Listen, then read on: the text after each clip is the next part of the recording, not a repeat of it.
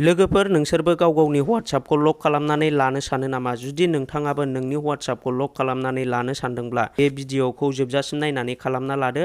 दा आं बे भिडिअनि गेजेरजों आंनि WhatsApp एप्सखौ लक खालामनानै लागोन। दा जोङो बेखौ खालामनानै लानो थाखाय गाव गावनि WhatsApp एप्सखौ अपेन खालामदो। नै दा आङो आंनि WhatsAppआव जेबो लक थक लागायाखै। दा बियो WhatsAppआव थुनाय लोगो लोगो आंनि WhatsAppआ अपेन जायो। दा नोंथांमोननि गेजेराव आं बेखौ लक खालामनानै दिन्थिगोन। नै दा आं बेखौ खालामनानै लानो थाखाय आंनि WhatsApp एप्सखौ अपेन खालामबाय। बिनि उनाव नैबे गोजौनि दट मोनथामाव खनसे थुनानै नैबे सेटिंआव खनसे थुनानै होनांगोन, गाहायनि सेटिंआव। बिनि उनाव जोङो नैबे सेकेन्ड अपसननि प्राइभेसियाव खनसे थुनानै होनांगोन लोगोफोर। नै दा नोंथांमोना बेयाव नुनो मोन्दों प्राइभेसि। आं दा बे प्राइभेसियाव खनसे थुनानै होनोसै।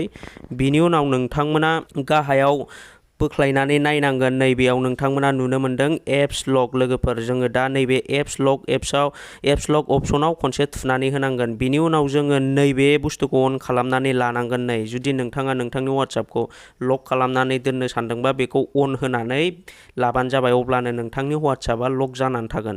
आङो नै दा बेखौ फिंगारप्रिन्ट आंनि मबाइलनि लकखौ आङो अन खालामनानै लानोसै। नै दाथ' जोंना स्क्रिन मबाइलाव बयनावबो लक थाखायो। दा आं बेखौ स्क्रिननि लकखौ अन होनानै लानोसै। नै बिनि उनाव जोङो नैबे अपसनखौ सेलेक्ट खालामनांगोन इमिडियेटलि। नोंथांमोना नैबे गोजौआव मोनसे अपसन नुनो मोन्दों इमिडियेटलि। जों दा बेयाव सेलेक्ट खालामनानै जोङो बेक फैदो लोगोफोर। नै इमिडियेटलियाव होनाय लोगो लोगो जोंना WhatsAppआ लक जाबाय। नै लोगोफोर दा आङो बेखौ अपेन खालामनानै नायफिनोब्ला बियो आंनाव लक नुजागोन लोगोफोर नै स्क्रिनाव। दा नै आङो बेखौ लक खालामबाय।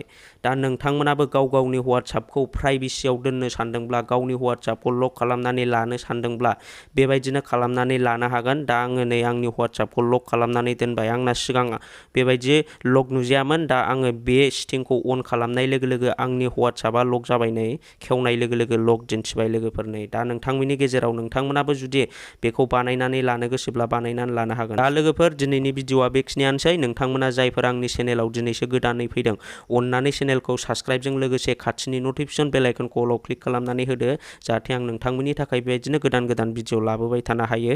दिनैनि भिडिअखौ आं बेखिनियावनो दोनथ'नो सानबाय। बाय बाय लोगोफोर।